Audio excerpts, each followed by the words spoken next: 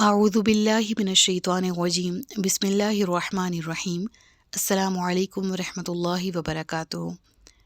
الحمد للہ، پارہ نمبر 30 سورۃ عبسہ تک ہمارے تفسیری اسباق مکمل ہو چکے ہیں۔ آج کے سبق میں سورۃ التکویر کا باقاعدہ آغاز کیا جا رہا ہے، اور سورۃ التکویر میں اس سبق میں ہم اس کا تعارف پڑھنے جا رہے ہیں۔ سب سے پہلے تعارف میں پڑھ لیتے ہیں مقام نزول۔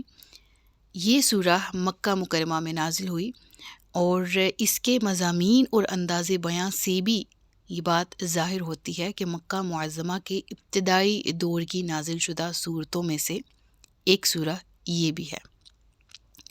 رکوع اور آیات کی تعداد، اس سورہ پہ 1 رکوع اور 29 آیات ہیں۔ اس سورہ کی وجہ تسمیہ کیا ہے؟ اس سورہ کو یہ نام کیوں دیا گیا؟ یعنی سورۃ التکویر۔ اس سورہ کی پہلی ہی آیت میں لفظ کویرت موجود ہے، اور یہ لفظ تکویر کویرت سے ہی ماخوذ ہے۔ دیکھیں، لفظ کویرت تکویر سے صیغہ ماضی مجہول بنتا ہے، جس کے معنی کیا ہیں؟ لپیٹی گئی۔ اور اس نام سے مراد یہ ہے کہ یہ وہ سورہ ہے کہ جس میں لپیٹنے کا ذکر آیا ہے، اور یہ لفظ اس سورہ کی پہلی آیت یعنی اذا الشمس کوورت، اسی آیت سے لیا گیا ہے۔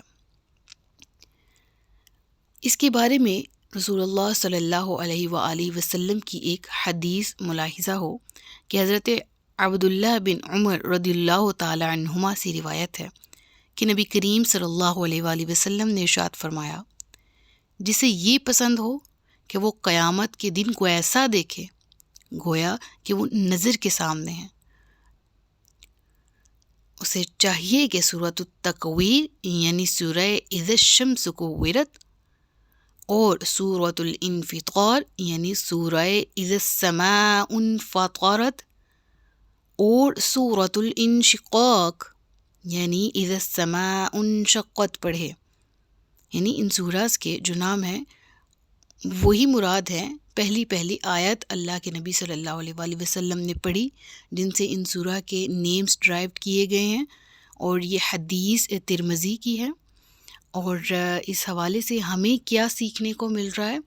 یہ کہ قیامت کا دن ایسی اٹل حقیقت ہے جس کے بارے میں قرآن کریم میں مختلف جگہوں پر مختلف طریقے سے ذکر کیا گیا۔ قیامت کے دن کے مناظر، قیامت کی نوعیت، حتیٰ کہ اس دن کے اٹل حقیقت ہونے کے بارے میں جو شک اور تردد کرتے ہیں ان کو طرح طرح کی مثالیں بیان کی گئیں۔ جبکہ ان سوراز کو اگر ہم دیکھیں گے، یہ پہلی سورہ ہے جو اس حدیث میں موجود ہے۔ اس کے بعد سورۃ الانفطار اور سورۃ الانشقاق پارہ نمبر 30 میں ہی آگے آ رہی ہیں۔ تو انشاءاللہ ان صورتوں کے مضامین بھی اگر ہم دیکھیں تو اللہ کے نبی کیا فرما رہے ہیں، گو کہ ان صورتوں میں قیامت کا منظر اس طرح کھینچا گیا ہے کہ ایک شخص لائیو دیکھ رہا ہو۔ اللہ اکبر کبیرہ۔ تو اس سورہ کے مضامین کی اگر بات کریں تو 2 طرح سے ڈیوائیڈ ہے یہ سورہ، ایک آخرت، دوسرا رسالت۔ تو مرکزی مضمون قیامت کے احوال ہیں، پھر اس کے بعد قرآن مجید کے اللہ رب العزت کا کلام ہونے کو ثابت کیا گیا ہے۔ جو پہلی 6 آیتیں ہیں ان میں قیامت کے پہلے مرحلے کا ذکر ہے کہ جب سورج بے نور ہو جائے گا، ستارے بکھر جائیں گے، پہاڑ زمین سے اکھڑ کر اڑنے لگیں گے، لوگوں کو اپنی عزیز ترین چیزوں تک کا ہوش نہ رہے گا، یہ جنگلوں میں موجود وحشی جانور بدحواس ہو کر اکٹھے ہو جائیں گے، اور سمندر بھڑک اٹھیں گے۔ پھر اس کے بعد پہلی 6 آیات کے بعد 7 آیتوں میں دوسرے مرحلے کا ذکر ہے کہ جب روحیں از سر نو جسموں کے ساتھ جوڑ دی جائیں گی، نامہ اعمال کھولے جائیں گے، جرائم کی باز پرس ہوگی، آسمان کے سارے پردے ہٹ جائیں گے، اور دوزخ، جنت، سب چیزیں نگاہوں کے سامنے عیاں ہو جائیں گی۔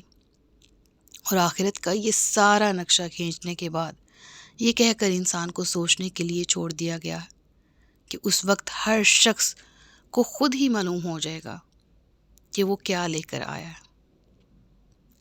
اور پھر جب یہ مضمون مکمل ہوتا ہے یعنی قیامت کا، تو اس کے بعد رسالت کا مضمون لیا گیا، اور اس میں اہل مکہ سے کہا گیا کہ محمد صلی اللہ علیہ وآلہ وسلم جو کچھ تمہارے سامنے پیش کر رہے ہیں وہ کسی دیوانے کا لکھا ہوا کوئی کلام یا کسی دیوانے کی بات نہیں ہے، نہ ہی کسی شیطان کا ڈالا ہوا وسوسہ ہے تمہارے کہنے کے مطابق، بلکہ حقیقت کیا ہے؟ یہ اللہ کے بھیجے ہوئے ایک بزرگ، عالی مقام اور امانت دار پیغمبر ہیں، اور یہ اللہ کا بیان ہے جو ان کے ذریعے تم تک پہنچایا جا رہا ہے۔ اللہ اکبر۔ اور پھر آخر میں ایک سوال ہے کہ اس قرآن اور اس تعلیم جو قرآن کے ذریعے تمہیں دی گئی، اس سے منہ موڑ کر آخر تم کس طرف چل پڑے ہو؟ آخر تم کہاں جا رہے ہو؟ اور اسی سوال پر تدبر کرتے ہوئے یہ سورہ کا ہمیں یہ سورہ دعوت دیتی ہے، اور اس طرح اس سورہ کا اختتام ہوتا ہے۔ بہرحال اگر ہم ان کو پوائنٹس کی فارم میں دیکھیں، اگر جو بچے نوٹس بنانا چاہتے ہیں وہ اس سورہ کو ایز اے پوائنٹ دیکھیں، اس کے مضامین کو اگر ہم سمیٹنا چاہیں تو اس سورہ کی ابتدائی 13 آیات میں قیامت کے چند ہولناک امور بیان فرمائے گئے، اور اس کے بعد اللہ فرماتا ہے کہ جب یہ چیزیں واقع ہوں گی تو اس وقت ہر جان کو معلوم ہو جائے گا کہ وہ کون سی نیکی یا بدی اپنے ساتھ لے کر اللہ کی بارگاہ میں آیا ہے۔ تو یہ جو مضامین آپ کے سامنے میں نے ایلیبوریٹ کیے ہیں، ان کو پوائنٹس کی فارم میں بھی تھوڑا سا لکھ دیا ہے تاکہ جو اسٹوڈنٹس نوٹس بنانے والے ہیں ان کو نوٹس بنانے میں دقت نہ ہو۔ تو بہرحال اس سورہ کو، یہ مختصر سی سورہ ہے، اس کو 2 پورشنز میں ہم نے ڈیوائیڈ کیا۔ پہلا پورشن قیامت کا ذکر کرتا ہوا دکھائی دیتا ہے، اور دوسرا پورشن رسالت کی تصدیق کرنے والا ہے۔ اللہ رب العزت ہمیں علم نافع اور عمل خیر کی توفیق عطا فرمائے۔ اس سورہ کی اپنے سے پچھلی سورہ یعنی سورۃ عبسہ کے ساتھ کیا مناسبت ہے؟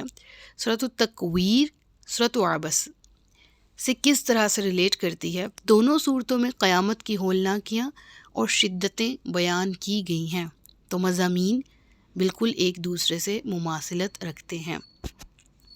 یہاں تک ہمارا آج کا سبق مکمل ہوتا ہے۔ لیکچر میں کوئی بات سمجھ نہیں آئی، کہیں پر کوئی کنفیوژن ہے تو آپ مجھ سے سوال پوچھ سکتے ہیں کمنٹ سیکشن میں۔ اگلے سبق میں انشاءاللہ سورۃ تکویر کی تفسیر کے ساتھ حاضر ہوں گی۔ اپنا بہت سا خیال رکھیے گا، مجھے دعاؤں میں یاد رکھیے گا۔ تاجدار ختم نبوت زندہ باد، پاکستان پائندہ باد۔ السلام علیکم ورحمۃ اللہ وبرکاتہ۔